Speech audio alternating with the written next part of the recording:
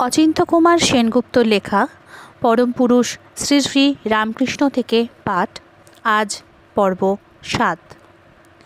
স্থাপকায় চ ধর্মস্য সর্বধর্মস্বরূপিণে অবতার বরিষ্ঠায় রামকৃষ্ণায় তে নমঃ। গ্রামে কিছুই হচ্ছে না গদাধরের, তাই তাকে কলকাতায় নিয়ে এলেন রামকুমার। কিন্তু গদাধরের মন গ্রামের মাঠে ঘাটে ঘুরঘুর করে। কত চেনা মুখ, কত মন কাড়া ভালোবাসা, এই ইটকাঠের জটিলতার মধ্যে পাওয়া যাবে কি সেই সরল মমতা, সেই নিঃসঙ্গ থাকার শান্তি? নির্জনে না হলে ভক্তিলাভ হবে কি করে? তাকে ভাববো কোথায়?